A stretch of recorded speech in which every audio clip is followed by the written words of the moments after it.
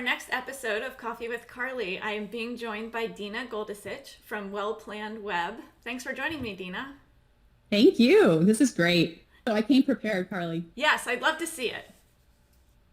I brought my coffee, just one cup though. Yeah. How many cups I actually fit in there? I don't know. I've never tried.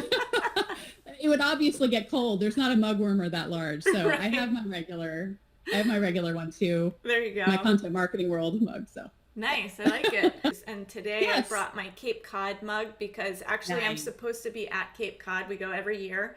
And it was canceled because it's a big family trip and people fly in and we couldn't do it. So in spirit of where I should In be. spirit. Perfect. That's perfect. Yes. Well, why don't we start off by, you can introduce yourself and tell us a little bit about who you are and how you got to Yeah. where you are and what your company does. Sure. So I'm Deana Goldasich. I'm the CEO of Well Planned Web, and we are a business-to-business marketing agency. And we really focus on content marketing. We're hyper focused on the audience and staying very, very relevant to our clients' audiences. We tend to specialize in anything with a very complex sale. So we have a lot of technology clients, software clients, engineering clients, fintech. We even have a higher ed client, really just as long as it requires a complex sales process in order to really educate the end buyer, we're a good fit. And how did you find yourself kind of go along the path to end up as CEO of Yeah. Well Planned Web? You know, it's funny. We don't always plan necessarily, for the route that God takes us on. But I've always been involved in content in one shape or form. So even back in the days when I was in traditional advertising and, traditional marketing, I was always before content really had a name. That's what I was doing. So even radio and TV and so forth. So I've always been in that role. And I've always very much obsessed about the audience. So that part's been very, very consistent. And then, when the .com world exploded and I've always been kind of a tech geek at heart, I started to work with some really big names. And so I had some very, very fortunate opportunities where I was able to really cut my teeth with some big names early on. And then eventually, as I matured in my career, I began to really see that when you put together a strong team and you treat them well and you nurture that strong team, they can truly knock it out of the park for a client. And that was just something that I really started to dream about, was forming my own team and really being able to work with great clients and have a great team, and you make magic together. So finally in 2009, the opportunity arose to do that. And, 2009 was a tough year too. It's not quite like 2020, but we had a recession, we had a terrible economy, and I went out and started a company. So that, I just remember really thinking, I got a lot of people saying, you're crazy. But I just want to put it out there because if anyone's watching and is thinking about that, it's not impossible. So you've been in business for a while and you have a ton of experience before the business. What kind of changes have you seen in the industry over your time? So certainly marketing technology, which I don't have to tell you that. I'm preaching to the choir there. So the MarTech has certainly changed things. We absolutely love the technology because it allows us to do a better job at what we do. It allows us to reach the customer better. It allows us to reach the audience better, and it just makes us better communicators, when you use the technology right and you really make your content relevant to the audience. It's a terrific mix. So definitely the marketing technology, and then the pace of change, is insane. Even before COVID, right? The pace of change was nuts. And I think it feels like it's moved faster and faster every year. So I do see that the industry has become very prone to shiny thing syndrome. Mm-hmm. So we get easily distracted. There's a lot of execs who are starting to treat marketing like a fancy switch that they can start to flip and see what happens. And it's like this experiment. And I'm all for testing, and I'm all, I know you are too. Right. I'm all for testing and I'm all for that. But at the same time, we have to be strategic about it. And we have to be intentional and we have to be smart. And you can't just throw spaghetti at the wall and see what happens. So, I think all of this change and the technology and the excitement there can lend itself to that mentality. So it's important to still be very strategic and very intentional. And I remember actually Yeah. back in maybe 2015-ish where there was the big phrase was content is king, right? And there was Yeah. this huge focus on content, and those of us in technology were kind of like, what does that mean? What do we do? Yeah. We had to Yeah. translate that. Yeah. And so yeah, I'm curious from your perspective how that content really changed. Yeah, it's, and that was the term content is king. I even used it, for a long time.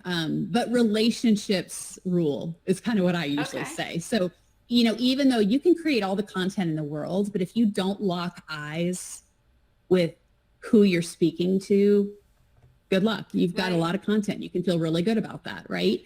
But that's the one thing that hasn't changed. If you're not relevant, you're wasting money. Right. Our thing is, content's expensive, but the wrong content is just lethal. Right. Because you're just going to be creating a bunch of content everyone can look at and feel really good about, but it's not really serving a purpose, and it's not locking eyes, with the needs of who you're speaking to and right, what which they is really so need. personal, right? It's straight to the individual and finding exactly that right time with the message that's going to resonate with the person. Yes, which technology exactly. enables, but then you've got to have kind of the right stash of content to align. Right. Bringing it to present day and the craziness that we have found ourselves in 2020. Yeah. A lot of conversations online and otherwise are thinking about the mind space that our audiences are all in at this point, and particularly starting in March. And the big question became, what do we say or what don't we say, and what's appropriate? And that has evolved a lot also throughout the year, and I'm imagining it will continue to evolve, particularly over the next year. What kind of things, how do you guide your clients on that, and what kind of things have you seen that seem to resonate better, or what feels right versus wrong?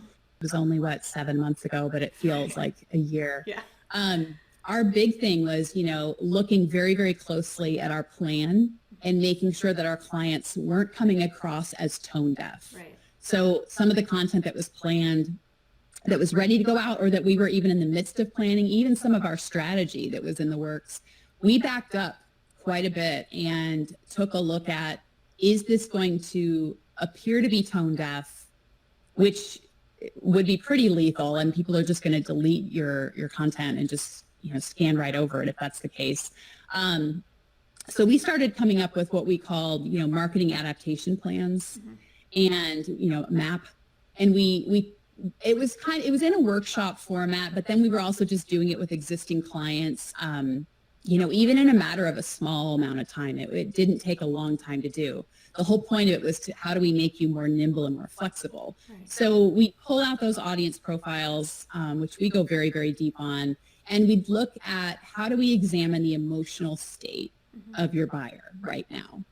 In the context of your solution, obviously all of us are a little more emotional right now with everything going on, but we really took a hard look at, okay, how can we examine the emotional shift of your buyers and adapt your empathy and your content for right here and right now?